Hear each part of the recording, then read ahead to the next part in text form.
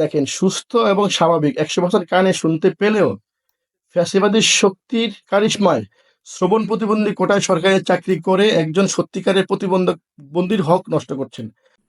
17-10 উনি অভিযোগ করেন, চেইন অফ কমান্ড ব্রেক করে চিফ বরাবর চিঠি দেন। 17-10-এ এক্সএন এবং তত্ত্বাবধায়ক প্রকৌশলী দুজনেই কোনো ধরনের কোনো তদন্ত না করে, ইভেন স্টাফকে ফোন না দিয়ে রিপোর্ট দিয়ে দেন আমাকে অভিযুক্ত করে, এবং ওই 17-10-এই চিফ ইঞ্জিনিয়ার আমাকে স্টান রিলিজ করেন, তাও 400 কিলোমিটার দূরে। আসসালামু আলাইকুম বন্ধুগণ, আশা করি সবাই ভালো আছেন। দ্বিতীয় পর্ব দেখার জন্য স্বাগতম। আমি অন্যের সমালোচনা করার আগে নিজের সমালোচনা করতে পছন্দ করি। আমি আসলে গণঅভ্যুত্থান থেকে যখন ফিরছিলাম তখন ভাবছিলাম যে আমার তো ইন্ডেমনিটি বা একটা নির্বাহী আদেশ দরকার, যেহেতু আইন মেনে অভ্যুত্থানে অংশ নিইনি, বা শেখ হাসিনা যদি থেকে যেত তাহলে তো আমাকে প্রতিহত করা হতো, সেটা মেনে নিয়েই নেমেছিলাম। তো যেহেতু আমার আন্দোলনের ফসল হিসাবে নতুন সরকার গঠিত হয়েছে, তার কাছে আমি আমার চাকরির সিকিউরিটি চাইবো, এটাই স্বাভাবিক। কিন্তু আমি ইন পার্সন যোগাযোগ করতে খুবই অদক্ষ। এই কাজটা আমার জন্য খুবই কঠিন এবং এম্বারেসিং। পক্ষান্তরে আমার ডিপার্টমেন্টের আমার উপর থেকে শুরু করে উপদেষ্টার আগ পর্যন্ত একজনও চেঞ্জ হয়নি, আনচেঞ্জ রয়ে গেছে, যারা গণ অভ্যুত্থানের পক্ষের শক্তি হয়ে যায়নি পরিবর্তিত পরিস্থিতিতে। কাজেই আমার সরাসরি যোগাযোগ করার সুযোগ একমাত্র হয় উপদেষ্টা, নতুবা মিডিয়া। কারণ আমার অন্য কোনো গেটওয়েতে আমার যাওয়ার সুযোগ নেই, কারণ আমার ইমিডিয়েট যারা আছে তারাই আমাকে নিগৃহীত করার কাজে লেগে পড়েছে। আমি তখন এটা ভেবেছিলাম যে সারা দেশে কেউ না কেউ তো নিশ্চয়ই আছে সরকারি চাকরিজীবী, যারা আন্দোলনে অংশ নিয়েছে, হয়তো 2-1 দিন পরে সেটা প্রকাশ্যে আসবে, সামনে আসবে, তখন তাদের সাথে অ্যাড হয়ে মার্জ হয়ে যদি কিছু একটা করবো। তো এসব চিন্তা ভাবনা করে আমি ভোলা চলে আসি, 6 আগস্টই রওনা দিয়ে চলে আসি। কিন্তু যত সময় যায় শুধু আমার হতাশা বাড়তেই থাকে, কাউকে আমি পাইনি। তো একটা সময় যখন দেখি যে সারা বাংলাদেশে আসলে কেউ আমার মতো এরকম প্রকাশ্যে নামেনি, তখন আমার নিজের কাছে একটু আত্মসমালোচনা তৈরি হয়। দেখেন, যে আইনটা সবাই ভাঙে সেটা কখনো আইন হতে পারে না, আবার যে আইনটা সবাই মানে সেটা যত যুক্তিহীন আইনই হোক, সেটা নিয়ে কিন্তু আমাদের ভাবতে হয়। সো সরকারি চাকরিজীবীদের যে আইনগুলো আছে সেটা আমি মানতে বাধ্য, কিন্তু অবৈধ সরকারের আদেশ মানতে আমি বাধ্য। সো আমি আমার নিজের কাছে খারাপ লাগে বলেই আপনাদের কাছে শেয়ার করছি, কারণ আপনারা বলবেন যে আমি গণ অভ্যুত্থানে অংশ নেওয়াটাকে আমার আসলে অন্যায় ছিল কিনা। আমি কিছু প্রশ্ন করেছি, সেগুলো দেখেন, সেটা যুক্ত করেছি আমার নিজের সমালোচনা করার জন্যই।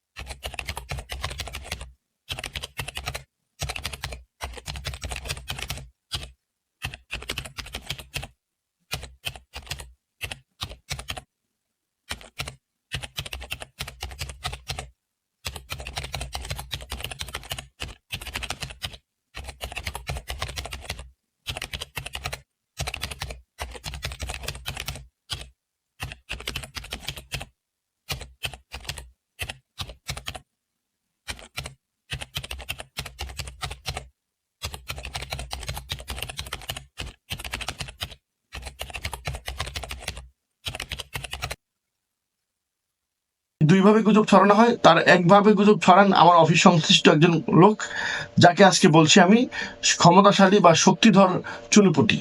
তো চলুন তার সম্পর্কে জেনে নিই। ইনি হচ্ছে জনাব মাহবুবুর রহমান, অফিস সহকারী, ক্লার্ক কাম টাইপিস্ট। এই অফিস সংশ্লিষ্ট কর্মকর্তা কর্মচারীদের মধ্যে উনি 1 নম্বরে আছেন। কেদার সিন্ডিকেটে উনি 1 নম্বরে আছেন। তো একটু ওনার ফেসবুক প্রোফাইল থেকে ঘুরে আসি, প্রোফাইল থেকে কিছু ছবি কালেক্ট করেছিল, দেখুন আপনারা। আপা আপা আপা আপা আপনি সবাক, আপনি ছাড়া আমরা একদিন সকাল বিকাল খাচ্ছি না পা। আপা আপা আপা আপা আপনি আমাদের সব আপা, বিদেশে বসে শুধু গুড়মুড়ি খাই, আপা আপনি ছাড়া উপায় না। আপা আপা আপা আপা আপনি সব আপা। আশা করি কোন লেভেলের হাসিনা ভক্ত সেটা বুঝতে পেরেছি। সব অন্যায় উনি আমার সাথে করেছেন। ঘটনা ৩। ৪ আগস্ট ব্যক্তিগত রাজনৈতিক আকাঙ্ক্ষা হাসিলের উদ্দেশ্যে অত্যন্ত নিন্দনীয় ও ঘৃণ্য পন্থা অবলম্বন করে ১. আমার বৈধ নির্দেশনা অমান্য করেন, অফিসের শৃঙ্খলা ভঙ্গ করেন।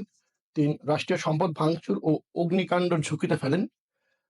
৪. অন্য সহকর্মীদেরকে তাদের রাজনৈতিক আকাঙ্ক্ষা ও অসহযোগ আন্দোলনে অংশগ্রহণের ইচ্ছাকে প্রতারণার আশ্রয় নিয়ে দমন করে তাদেরকে অফিসে হাজির করতে বাধ্য করেন। মূলত প্রতিটি ঘটনার বিস্তারিত বিবরণ সহ ঘটনার আদ্যপান্ত নামে একটা ফাইল আমি গুগল ড্রাইভে লিঙ্ক সহ আপনাদেরকে দিয়ে দিব।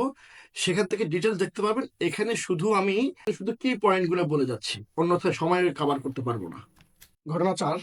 ৮ আগস্ট থেকে ২০ আগস্ট পর্যন্ত যাদের নলকূপ ইতিপূর্বে বিভিন্ন কারণে চূড়ান্ত তালিকা হতে বাদ পড়েছিল তাদেরকে সেই পূর্বের পুরনো তালিকা ও সংশোধিত চূড়ান্ত তালিকা সরবরাহ ও আমি টাকা নিয়ে অন্যদের বিক্রি করে দিয়েছি, এইভাবে তাদেরকে মিথ্যা তথ্য প্রদানের মাধ্যমে আমার বিরুদ্ধে আওয়ামী অপশক্তি লেলিয়ে দেয়। তো এটা অনেক হৃদয় বিদারক, অনেক অনেক অনেক কষ্টদায়ক যে যারা এই যে পরাজিত শক্তি, আওয়ামী শক্তি, যারা বাইরে কিন্তু বাইরে কিন্তু বেরোয় না, কিন্তু আমার অফিসে এসে আমার সাথে মাস্তানি করতে পারে, কারণ আমার তো কর্তৃপক্ষের নিয়ম শৃঙ্খলার হাত পা বাঁধা। ঘটনা ৭। ১৬ই অক্টোবর ২০১৪ তারিখে মূলত এদিন হয় কি, আমার কাছে অনলাইনে উনি একটা ফাইল আপলোড করতে হবে, তো আমার ব্ল্যাঙ্ক স্বাক্ষর চাই, সাদা কাগজ নিয়ে আসে এবং সেখানে আমার স্বাক্ষর করতে বলে। তো আমি একটু অবাক হই। তো আমি বলি, এটা কি করবেন? বললো যে এটা ফেসবুক মানে একটা অনলাইনে দেওয়া লাগবে তথ্য, আপনার স্বাক্ষর লাগবে আর কি। তো আমি বললাম যে উপরে সাদা, নিচে স্বাক্ষর আমার, তো এখানে উপরে যদি কিছু লিখে কেউ আমাকে ফাঁসায় দেয়, আমার কিছু করার আছে, যেহেতু আমার অফিস থেকে ডকুমেন্ট চুরি হয়ে যায়, এইভাবে তথ্য চুরি হয়ে যাচ্ছে। এবং এরপর আমি আমার একজন মেকানিককে বলি যে এটা উনি স্ক্যান করে অনলাইনে আপলোড করার সাথে সাথে আপনি এটাকে আবার আমার কাছে নিয়ে আসবেন। এতে সে মাইন্ড করে সে স্পষ্ট অফিসে বলে দেয় মেকানিকদেরকে সবার সামনে যে আমি ওনার আজকে এই কাজ আর করতে পারবো না। তো আমি তাকে ডাক দিলে সে অত্যন্ত উত্তেজিত হয়ে ওঠে, মারমুখী ভঙ্গিতে আমার দিকে তেড়ে আসে। পরে উপস্থিত মেকানিককে তাকে টেনে হিচড়ে তার জেনারেল শাখায় নিয়ে যায় এবং আমি লজ্জায় অফিস থেকে বের হয়ে যাই। ঘটনা ছিল এরকম। এবং সেখানে আমি যা বলেছি এখানে উপস্থিত সাক্ষীরা আছে, তো আমার অফিসের স্টাফরা, তো সে এই কাজটা করে উল্টো আমার বিরুদ্ধেই মিথ্যা অভিযোগ দায়ের করে যে আমি তার চেয়ার লাথি মেরেছি, তাকে মারতে গিয়েছি, কিন্তু স্টাফদের কারণে পারিনি। এবং সে চিঠিটা দেয় কার বরাবর জানেন? একদম প্রধান প্রকৌশলী বরাবর, মানে চেইন অফ কমান্ডকে বৃদ্ধাঙ্গুলি দেখায়। সম্পূর্ণ ফেক একটা কথা যা করেছে সে আমার সাথে চারটার উল্টা করে লিখে এই চিঠি দেয়। তো খেয়াল করুন, এটার ইন্টারেস্টিং পার্ট হচ্ছে বরাবর কে? প্রধান প্রকৌশলী। হ্যাঁ, তো সে তৃতীয় শ্রেণীর, এই যে অফিসার বা মুদ্রাক্ষরিক, আমাদের উপরে অফিসার নাই, আমি নাই, আমার উপরে আরো অফিসার আছে না? তো সে প্রধান প্রকৌশলী বরাবর চিঠি দিতে পারে, আর সেটা যদি দিলই সেটা আবার গৃহীত হতে পারে। এই যে অনুলিপি দিয়েছে তত্ত্বাবধায়ক প্রকৌশলী আর নির্বাহী প্রকৌশলীকে, 17/10/24, ঠিক আছে? 17/10/24, তাই না? এখন দেখুন, আমাকে প্রধান প্রকৌশলী বদলির আদেশ করেছে, এটা কিন্তু 22 তারিখ 21 তারিখে উনি ইস্যু করেছেন, কিন্তু ব্যাক ডেটে দেখিয়েছেন কত? 17/10/24, দেখেছেন? এই যে চিঠিটা উনি দিয়েছেন এখানে উল্লেখ করেছেন, আপনারা খেয়াল করুন। এই যে তত্ত্বাবধায়ক প্রকৌশলীর স্মারক নম্বর এত এবং তদন্ত প্রতিবেদন প্রদত্ত মতামতের আলোকে এই ব্যবস্থা গৃহীত হলো। কি করেছে? স্ট্যান্ড রিলিজ করেছে এখান থেকে প্রায় 400 কিলোমিটার দূরে, একেবারে সেই সাতক্ষীরা আশাশুনি উপজেলায়। তো এটা তো কোনো সমস্যা না। তো এই যে দেখেন, আবার এখানে তদন্ত কমিটির কথা বলা হচ্ছে, একটু দেখি সেটা আবার কি সূত্র। দেখেন, এই যে নির্বাহী প্রকৌশলী সেই 17 তারিখেই রিপোর্ট দিয়েছেন। হ্যাঁ, তো এখানে আমি তাকে শারীরিকভাবে আঘাত করার চেষ্টা করেছি বলে উনিও লেখেন। হ্যাঁ, উনি আমার অফিসের একজন স্টাফকে ফোন দিয়ে জিজ্ঞেস করেন নাই, এবং শুধু উনি না, কেউই জিজ্ঞেস করেন নাই, কিন্তু ও যা লিখেছে তাতেই সে গায়ে গেছে। 17/10, খেয়াল করেন। তত্ত্বাবধায়ক প্রকৌশলী আবার এই সূত্রের প্রেক্ষিতে একই কথাই লেখেন, এবং সে এই আবার 17/10 উনিও আবার ফরওয়ার্ড করেন। তারপরে চিফ ইঞ্জিনিয়ার সেই 17/10 আমাকে আবার কি করে? বদলির অর্ডার চালু করে। 17/10 উনি আবেদন করেন, অভিযোগ দায়ের করেন। 17/10 দুইটা টেবিল, কোন রেফারেন্সে, কিসের রেফারেন্সে সে তদন্ত করেছে জানি না, কিন্তু দুইটা টেবিল তদন্ত রিপোর্ট দিয়ে দিয়েছেন। 17/10 আমার বদলির অর্ডার হয়েছে, এই যে 17/10। এবং সেখানে শেষ নয়, আমার 22 তারিখে তো স্ট্যান্ড রিলিজ, 24 তারিখে একটা স্টাফ আসে, মানে একজন অফিসার আসে, সে দৌলতখান উপজেলায় পোস্টিং নেওয়ার জন্য, তাকে জোর করে আমার সদর উপজেলায় আমার চেয়ারে বসানোর জন্য এই আমার মানে জেলার নির্বাহী প্রকৌশলী ওনাকে অনুরোধ করে জোর করে এখানে নিয়ে আসে, যাতে আমি আমার চেয়ারটা যেন উনি ফিল আপ করতে পারে। এভাবে করে আমাকে এখান থেকে দমনটা নিশ্চিত করা হয়। উল্লেখযোগ্য একটা ব্যাপার হচ্ছে, উনি কিন্তু 17 তারিখে যখন চিঠিটা পাঠান, তখন উপস্থিত সকল স্টাফদের সামনে দাম্ভিকতার সাথে জানিয়ে দেন যে আগামী ৩ কর্মদিবসের মধ্যে আমাকে শাস্তির মুখোমুখি করিয়ে উনি ছাড়বেন। এবং সেটা কিন্তু উনি পেরেছেন, এবং সেটা ৩ কর্মদিবস লাগেনি, ওই একই দিনই হয়েছে। তো এখন আপনি বলুন, আমি যে বললাম সর্বশ্রেষ্ঠ ক্ষমতাশীল চুনুপুটি, সেটা কি ভুল বললাম? মানে এটা আমার এন্ড থেকে। দেখেন, ৭ নভেম্বর তাকে বরগুনায় বদলি করা হয়। তিনি সেখানে যোগদান কাগজে কলমে থাকলেও তিনি এখনো অফিস করছেন ভোলা সদর উপজেলাতেই। আপনারা কি বুঝতে পারছেন? তার বাড়িও ভোলাতে। তো সেখানে চাকরি করবে, এটা কোনো প্রবলেম না। কিন্তু একটা স্টাফ কতটুকু পাওয়ারফুল হলে সে তাকে বদলিকৃত স্টেশনে সে কাগজে কলমে যোগদান করলেও সে দায়িত্ব পালন করছেন সেই আগের স্টেশনেই। How much powerful he is, just guess it, আপনারা একটু গেস করে দেখেন। তো এখন আমি আসবো এর পরের আলোচনায়, যে এতে গেল আমার সাথে করা অন্যায়। আপনাদের সাথে কি অন্যায় করেছি সেটা জেনে নেই। সেটা জানার আগে ওনার আরেকটি পরিচয় আপনাদেরকে একটু আমি জানিয়ে দেই। সেটা আপনাদের জানার দরকার আছে, কারণ যেহেতু এখন কথা বলবো আপনাদেরকে কিভাবে সে ঠকাচ্ছে সেটা নিয়ে। তো এই সিন্ডিকেটের যদি একটু ছবি দেখাতে চাই আপনাদেরকে, ইনি হচ্ছেন খলিল, ওনার আপন সহোদর ভাই। উনি আছেন দৌলখান স্টেশনে।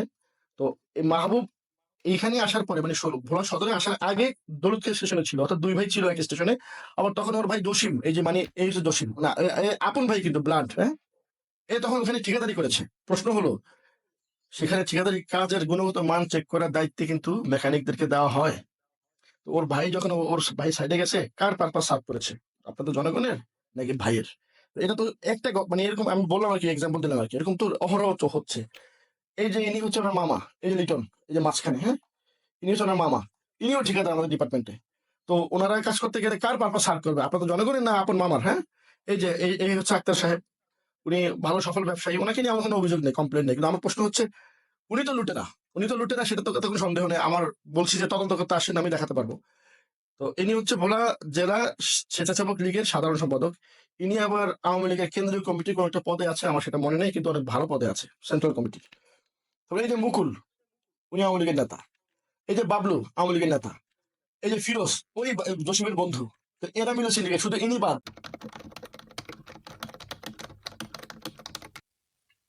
এই যে উনি দেখেন, সুস্থ এবং স্বাভাবিক 100 বছর কানে শুনতে পেলেও ফ্যাসিবাদী শক্তির কারিশমায় শ্রবণ প্রতিবন্ধী কোটায় সরকারি চাকরি করে একজন সত্যিকারের বন্দির হক নষ্ট করছেন।